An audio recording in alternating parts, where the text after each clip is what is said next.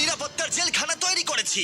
এই কপ আর এই ক্রিমিনাল যদি এখানে 100 দিন সার্ভাইভ করতে পারে তাহলে আমি ওদেরকে দেবো $5,00,000। এই কেমন হ্যাঁ, আছো? ভালো, তোমার সাথে দেখা করে ভালো লাগলো। হ্যাঁ আমারও। আমি লেনি। ইয়েন, তোমাদের হ্যান্ডকাপটা খুলে দেবো। তাহলে তো খুব ভালো হয়।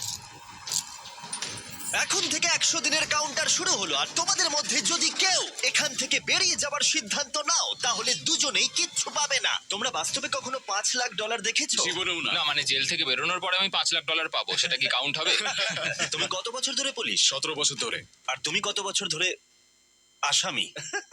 3 বছর ছিলাম ফেডারেল কারাগারে। ওখানকার সাথে এখানকার বেডের তুলনা কত? এগুলো একটু মোটা আর আমাদের পিলোও রয়েছে। আসল জেলে তার মানে পিলো দেওয়া হয় না, না? ওরা পিলো দেয় না। যাই হোক, পিলোর কথা বাদ দিলে এই প্রিজনটা হলো 1:1 রেপ্লিকা, ঠিক যেমনটা আসল প্রিজন হয়। ভাই, প্রিজনের টয়লেট এরকমই হয়। ওয়াও।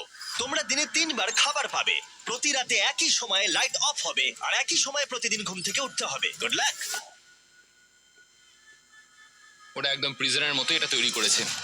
চেয়ারগুলো বড্ড ঠান্ডা, অদ্ভুত লাগছে। সত্যিই অদ্ভুত লাগছে। প্রতিবারের মতোই প্রচুর ক্যামেরা ওদেরকে মনিটর করে চলেছে। আমরা যা বলছি ওরা সবই শুনছে, তাই আমরা যা বলবো ওরা সেই মতো আমাদের লোক দেখাবে। এখানেই এরা প্রথমবার একে অপরের সাথে কথা বলছে, আর আমরা তখনও জানতাম না যে এই ভিডিও যত এগোবে ইয়েন আর লেনি ততই একে অপরের শত্রু হয়ে উঠবে, এমনকি চুরি করবে, আমি এখন বই স্মাগল করছি। লড়াই হবে। তো আমি যেহেতু ধার্মিক নই, সেটাই তোমার সমস্যা। ও আমি কিন্তু এটা বলিনি। আমাদের একটা ইএমটি চাই। এমনকি লিনি, বিশ্বাসঘাতকতা। তুমি খুব খারাপ করলে, এটা নিষ্ঠুর। ওরা কি এখানে 100 দিন একসাথে কাটাতে পারবে, নাকি একজনের জন্য অন্যজন সবকিছু হারাবে? আমি শুধু টাকাটা নিয়ে বাড়ি যেতে চাই, তার জন্য যদি আমায় কোনো পুলিশকে মেরে ফেলতে হয় তাহলে তাই হোক। আমি নিচের বাংটা নেব। না না, নিচের ভাগটা আমি নেব। ঠিক আছে কাকু, আসলে প্রিজনে যারা বড় হয় তাদেরকে রেসপেক্ট করা হয়, তারাই প্রথম ও, আচ্ছা। ডিসাইড করে। আচ্ছা, রাতে কেউ নাক ডাকে? হ্যাঁ আমি ডাকি। শুভরাত্রি। আরে ওয়ার্নিংটা কিসের জন্য? ঠিক আছে, ঘুমিয়ে পড়ো। Good night.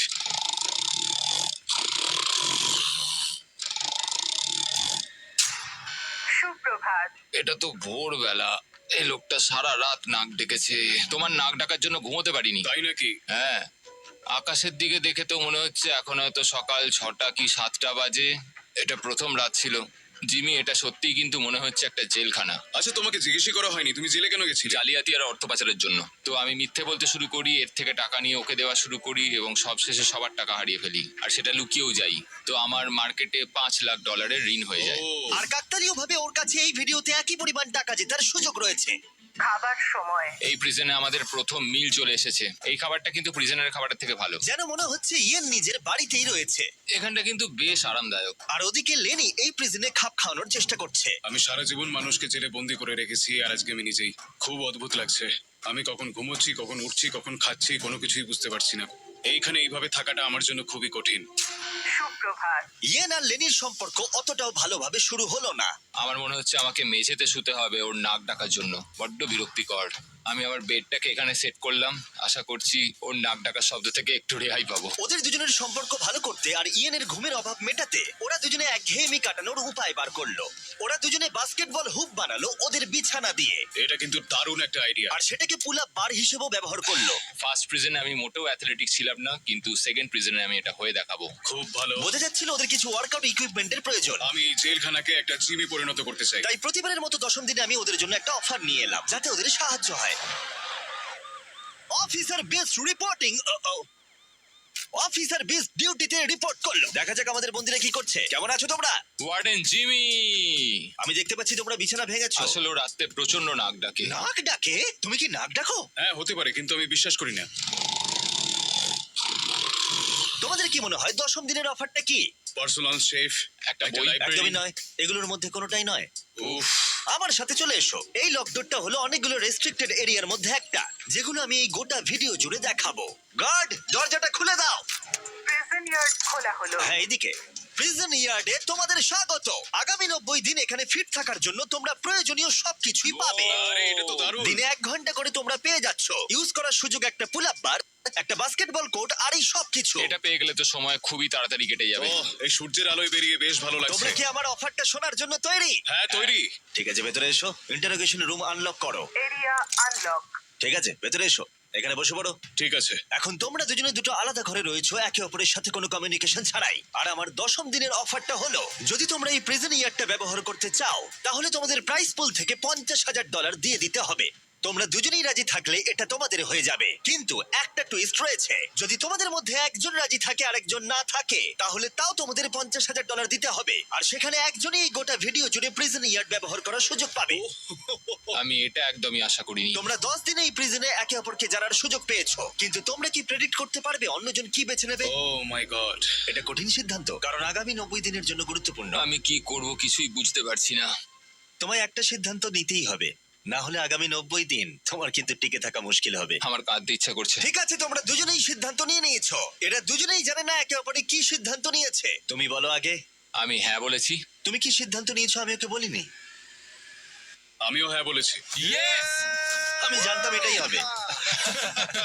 টাকার ব্যাপারে আমি সিদ্ধান্তটা একটু বদলে নিয়েছি।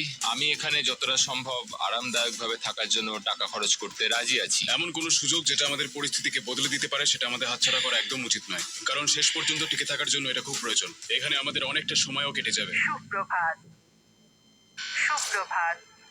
এটা দেখে অবাক লাগছিল যে প্রিজন ইয়ার্ডের একটা ঘন্টা ওদের এখানে 100 দিন কাটানোর সাহস জোগাচ্ছিল। ওয়াও, আমরা স্বাধীন। এটা 50,000 দেওয়াই যায়। 50,000 এটা ঠিকই আছে। পরের কিছুদিন ওরা এখানকার সমস্ত সুযোগ সুবিধা খুব ভালোভাবে উপভোগ করলো। আমি যখন এখান থেকে বেরোবো তখন আমি অনেকটা ফিট হয়ে যাব। এখন অব্দি মনে হচ্ছিল এই প্রিজন ইয়ার্ড ওদেরকে একে অপরকে সহ্য করার সুযোগ করে দিয়েছে, কিন্তু এই চ্যালেঞ্জের কিছু বিষয় ছিল যা ওরা ভালোভাবে সামলাতে পারলো না। কারণ আমি এই সেটটা তৈরি করেছি ঠিক একটা রিয়েল প্রিজনের মতো, আর আমরা সবাই জানি প্রিজনের খাবার অতটাও ভালো হয় না। এটা ওয়ার্ডেন জিমির দেওয়া মিট লোফ। এটা একটা ফ্রোজেন বার্গার, সেটাকে ডিফ্রস্ট করে ওপরে একটু গ্রেভি দিয়ে দিয়েছে। এই খাবারটা একেবারেই জঘন্য। আমি ভাবতেই পারছি না যাদেরকে আমি অ্যারেস্ট করি তারা এটা খায়। আমি জানি না যে এটা আমি কতদিন খেতে পারবো। আমার সবচেয়ে বড় শত্রুকেও আমি এরম খাবার খাওয়াতে চাইবো না। আর সেই জন্য 20তম দিনে আমি ওদের জন্য একটা দারুণ অফার নিয়ে এলাম। তোমরা কি তৈরি 20তম দিনের অফারের জন্য?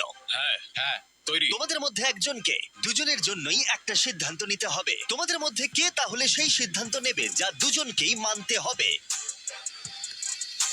ঠিক আছে, তুমি সিদ্ধান্ত নাও। ওকে। ও তাই নাকি? তুমি ওকে বিশ্বাস করো? হ্যাঁ অবশ্যই। হ্যাঁ, আমরা এখন ঠিকই, ভালো আমরা একটু সময় কাটিয়ে ঠিক আছে, দিয়েছি। চলো তাহলে কিচেন খোলা হলো। ভেতরে এসো। ওয়াও, এখানে একটা কিচেনও আছে। এই কিচেনে রান্নার জন্য সমস্ত সরঞ্জাম রয়েছে, যা দিয়ে তোমরা আগামী দিনগুলোতে এই প্রিজনে সুস্বাদু রান্না করতে পারবে। হয় তোমরা এখনকার কম পছন্দের খাবারকেই বেছে নাও, অথবা এই কিচেনকে বেছে নাও আর ইচ্ছে মতো যা খুশি খাও ব্রেকফাস্টে, লাঞ্চে, ডিনারে, আর সেটাও প্রত্যেকটা দিন। কিন্তু এর বদলে তোমাদের প্রিজন ইয়ার্ডটা ছাড়তে হবে। কি বললে? তুমি কি জানো অফারটা কি? প্রিজন ইয়ার্ডের বদলে কিচেন অফার করেছে। আমি ব্যক্তিগতভাবে খাবারটাই পছন্দ করব। আমি রান্না করতে ভালোবাসি। আমরা অনেক কিছু বানাতে পারি। এখানে মাংসও আছে। মাংস আছে কিনা? এই দেখো, ও। এখানে রয়েছে বিফ প্যাটিস, হট ডগস, তুমি যা চাইবে প্রায় সবই। ওকে, ঠিক আছে। কিন্তু দাঁড়াও, একটা জিনিস, তোমার একার দিকটা ভাবলে হবে না, তোমার পার্টনারের দিকটাও ভাবতে হবে। সত্যি বলতে আমি বুঝতে পারছি না আমি এখন কি করব। ঠিক আছে, আমি তোমাকে 1 মিনিট সময় দিলাম। ইয়েন, আমি তোমার রুমমেটকে একটা চয়েস দিয়েছি। তোমরা এই প্রিজন ইয়ার্ডের বদলে একটা সব সরঞ্জাম সমেত কিচেন পাবে। আমি জানিও কি বেঁচেছে, ওই ইয়ারটাই চুজ করেছে। হ্যাঁ ঠিকই বলেছো, আমার অফারটা নেয়নি। মানে প্রত্যেকদিন তোমরা খাবার নিয়ে অভিযোগ জানাও, তাই এই অফারটা দিলাম। দেখো, আমি ভেবেছিলাম তোমাদের জন্য একটু সহজ করে দেব, কিন্তু 30তম দিনে ব্যাপারটা এতটাও সহজ থাকবে না। ও, ঠিক আছে। Bye warden Jimmy. হ্যাঁ ভাই। কোনো মতেই এই রেকিয়ারটা আমরা ছাড়বো না। স্বর্গের আর একটা দিন, পুরো 24 ঘন্টা কেটে গেছে। আমরা কিচেনটা না নেওয়ার সিদ্ধান্ত নিয়েছিলাম এবং তার জন্য আমাদের কোনো অনুশোচনাও নেই। তোমার কি অনুশোচনা হচ্ছে? একদমই নয়। আমরা সত্যিই খুশি, না হলে আমাদের সারাদিন বন্দি থাকতে হতো। আমি আমার ওয়াইফের রিঅ্যাকশনের জন্য ওয়েট করছি। ও ভাবতেই পারবে না যে আমি খাবার ছেড়ে বাস্কেটবলকে বেছে নিয়েছি। আমি কোনোদিনও খাবারের সঙ্গে কম্প্রোমাইজ করি না। এখানকার চ্যালেঞ্জ নিয়ে খুশি থাকার বদলে ওরা জেতার পরে কি কি করবে সেই নিয়ে ভাবনা চিন্তা করতে শুরু করলো। কিন্তু আমাকে এটা মাথায় রাখতে হবে যে আমি এখানে কেন এসেছি আর আমার পারপাসটা কি। আমার পরিবারের জন্য এই টাকাটা জেতাই আমার একমাত্র লক্ষ্য। আমি আমার স্ত্রী আর সন্তানদের নিয়ে ভালোভাবে জীবন কাটাতে চাই। তাই আমাকে এটা জিততেই হবে, কারণ সবাই আমার উপরে নির্ভর করে রয়েছে। তুমি খুব ভাগ্যবান যে তোমার একটা বউ আর বাচ্চা আছে। হ্যাঁ, আমিও আমার পরিবারকে ছাড়া 1 বছর রয়েছি। তার মানে? আমি আমার বাবাকে বছরে 1বার বা 2বার দেখতে পাই। কি বলছো? হুম। কিন্তু আমার মা আর ভাইকে 1 বছর হয়ে গেল দেখিনি। সত্যি?